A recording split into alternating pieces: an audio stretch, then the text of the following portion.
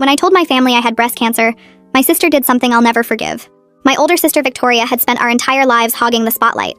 When I got pneumonia at 14, she suddenly started miscarrying a baby despite being a proud virgin.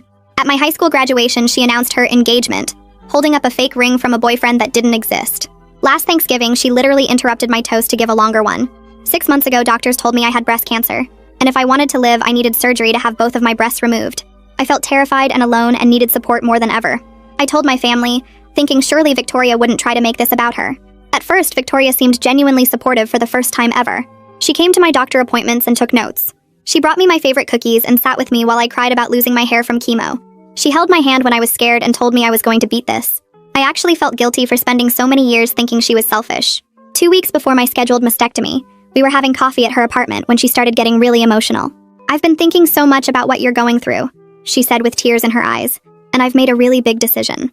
I'm getting a mastectomy too, in solidarity with you. You know how people shave their heads when someone has cancer? I'm doing something even more meaningful." I actually laughed because I thought she was making some kind of weird joke. But then Victoria pulled out her phone and showed me a surgery date scheduled for 5 days before my surgery. She'd already met with a plastic surgeon. She'd already paid a deposit. She was completely serious. I tried to explain that this was insane, that I was having the surgery because cancer would literally kill me if I didn't, not because I wanted to make some kind of symbolic statement. Victoria got offended and started crying harder. "I'm trying to show you that you're not alone in this. I'm sacrificing my body for you. I'm choosing to go through the same pain." I told her it wasn't the same at all, but she wouldn't listen. Over the next week, Victoria posted constantly on social media about her upcoming surgery and her journey of solidarity, and how difficult it was to make this choice. She started a fundraiser online for her surgery costs, even though she didn't have cancer, and insurance obviously wouldn't cover it. Strangers donated thousands of dollars, calling her a hero and an angel. She posted crying selfies with captions about her bravery. Victoria had her surgery first, and acted like she was the first person in history to ever go through something difficult. She posted hospital photos, crying videos about how painful recovery was, and long paragraphs about her courage.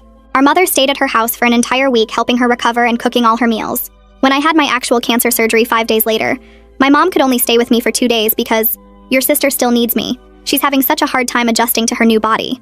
I had drains coming out of my chest and could barely lift my arms, but I had to take care of myself because Victoria needed our mother more. At family dinner 2 weeks after both surgeries, our parents threw Victoria a party. They called it a celebration of courage, and there was an actual cake with her name on it. Our aunt and uncle gave speeches about what an incredible person she was for choosing this when she didn't have to. I sat there with drains still in my chest from removing actual cancer, and not one person asked how I was feeling or if I was okay.